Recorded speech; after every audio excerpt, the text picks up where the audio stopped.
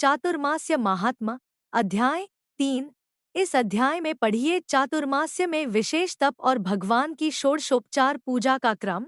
ब्रह्मा जी कहते हैं, षोडशोपचार से सदैव भगवान विष्णु की पूजा करना तप है और भगवान के शयन करने पर वही महातप कहा गया है। इसी प्रकार सदा पंचयज्ञों का अनुष्ठान भी तप है, परंतु चातुर्मास्य में श्रीहरि को निवेदन करने पर वही महातप हो जाता है। ऋतुकाल में स्त्री के साथ संबंध करना गृहस्थ के लिए सदा ही तप माना गया है, किंतु वही चातुर्मास्य में श्रीहरि की प्रीति के लिए किया जाए तो महातप है। सदा सत्य बोलना तप है। यह भूतल पर निवास करने वाले प्राणियों के लिए दुर्लभ तप कहा गया है। देवेश्वर श्रीहरि के शयन करने पर यह सत्यभाषण रूपी तपस्या करने वाला मनुष्य अनंत फल का भागी होता है। अहिंसा आदि गुणों का पालन करना सदा ही तप है, किंतु चातुर्मास्य में वैरभाव का परित्याग करके उसका पालन किया जाए तो वह महातप कहा गया है। पंचायतन पूजा महातप है। मनुष्य चातुर्मास्य में श्रीहरि की प्रीति के लिए इस महातप का विशेष रूप से अनुष्ठान करें। सभी पर्वों के अवसर पर सदा दान देना चाहिए, यह तप है, परंतु चातुर्मास्य में विशेष रूप से उसका पालन करने पर वह दान अनंत होता है। चौमासे में 2 प्रकार का शौच ग्रहण करना चाहिए, एक बाह्य शौच और दूसरा आंतरिक शौच।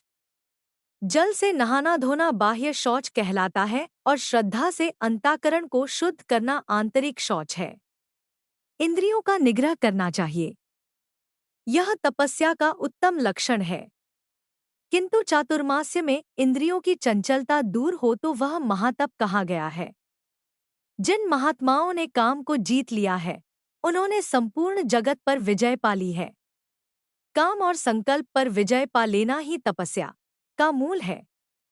वही सबसे उत्तम ज्ञान है जिसके द्वारा काम को जीत लिया जाए। लोभ सदा त्याग देने योग्य है, क्योंकि लोभ में पाप की स्थिति है। लोभ को जीत लेना ही तप है।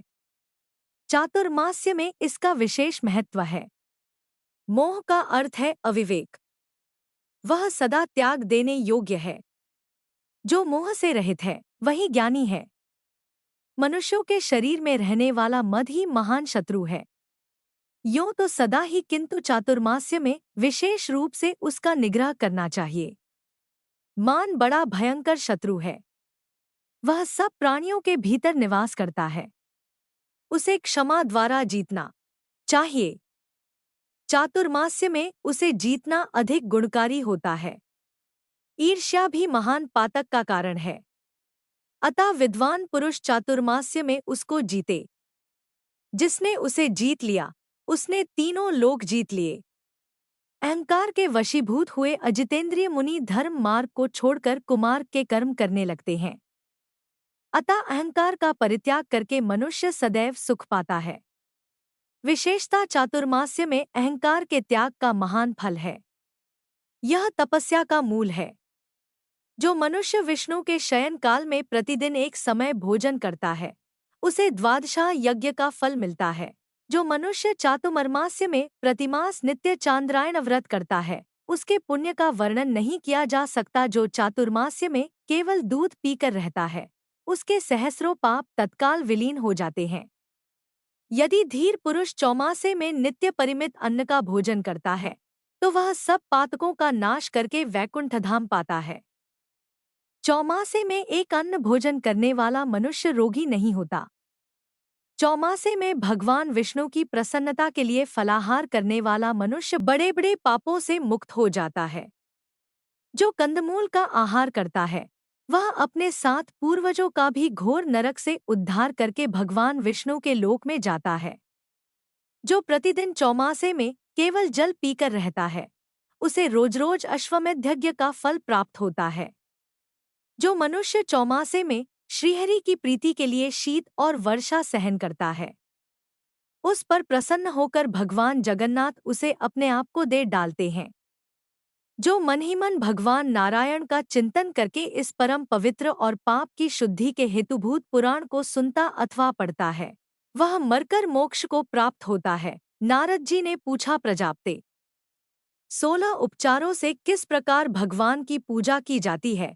ब्रह्मा जी ने कहा, वेदों और शास्त्रों के विधान के अनुसार भगवान विष्णु की भक्ति दृढ़ करनी चाहिए। यह सब जो कुछ दिखाई देता है, सबका मूल वेद है और वेद सनातन भगवान विष्णु का स्वरूप है। वेदों के आधार हैं ब्राह्मण तथा ब्राह्मणों के देवता अग्नि हैं।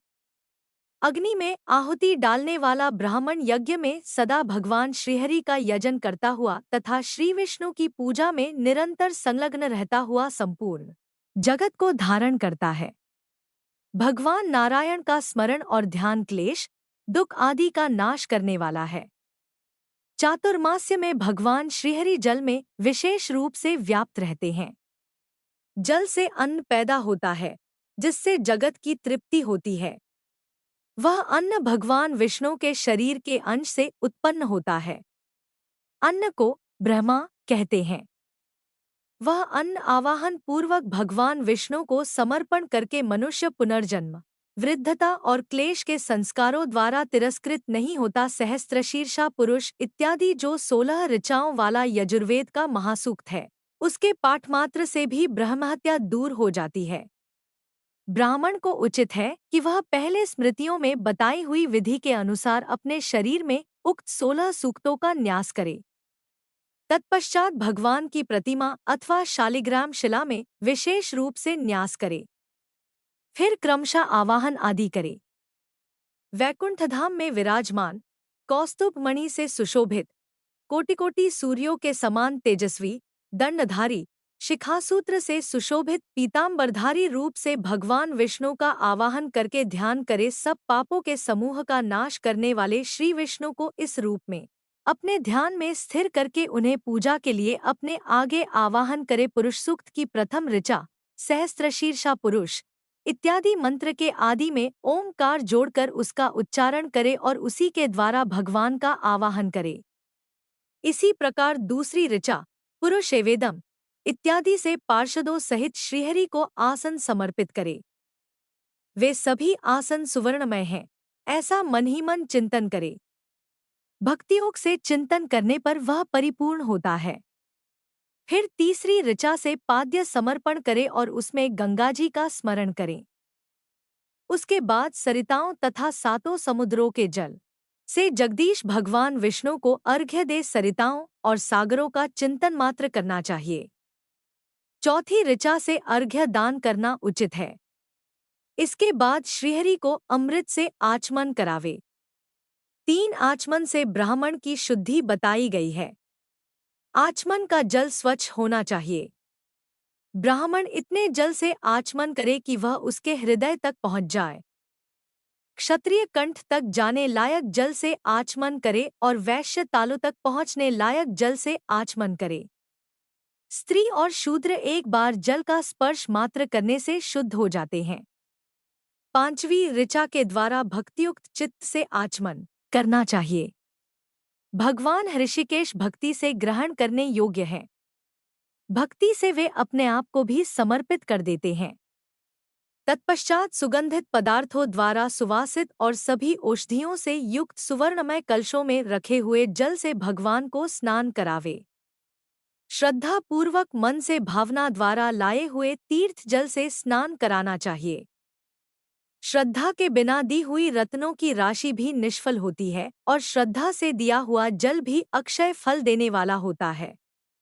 छठी ऋचा से स्नान कराकर पुनः आचमन कराना चाहिए। 7वीं ऋचा से भगवान विष्णु के लिए वस्त्र देना चाहिए। 8वीं से यज्ञोपवीत समर्पित करे। 9वीं ऋचा से यज्ञमूर्ति श्रीहरि के श्रीअंगों पर उत्तम चंदन का लेप करना चाहिए।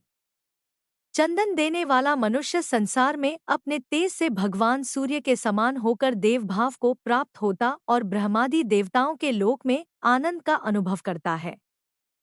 जो मनुष्य चातुर्मास्य में भगवान विष्णु को चंदन के आलेप से सुंदर रूप में देखते हैं, वे कभी यमपुरी में नहीं जाते।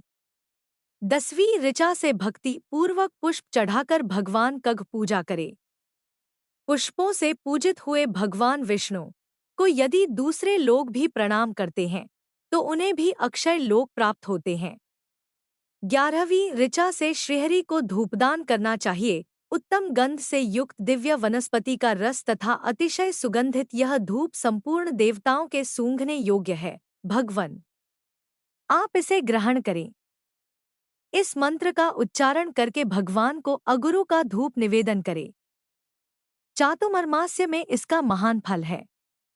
कपूर, चंदन, मिश्री, मधु और जटामासी से युक्त धूप श्रीहरि के शयनकाल में निवेदन करना चाहिए। देवता सूंघने से ही प्रसन्न होते हैं। मुक्ति की इच्छा रखने वाले पुरुषों को 12वीं ऋचा से दीपदान करना चाहिए। जो चातुर्मास्य में भगवान विष्णु के आगे दीपदान करता है उसकी पापराशि पल भर में जलकर भस्म हो जाती है। दीपदान के अनंतर मोक्ष पद में स्थित भक्ति युक्त पुरुषों को 13वीं ऋचा के द्वारा भगवान को अन्नमय नैवेद्य निवेदन करना चाहिए। अन्नदान के अनंतर भगवान को पुनः आचमन कराना चाहिए।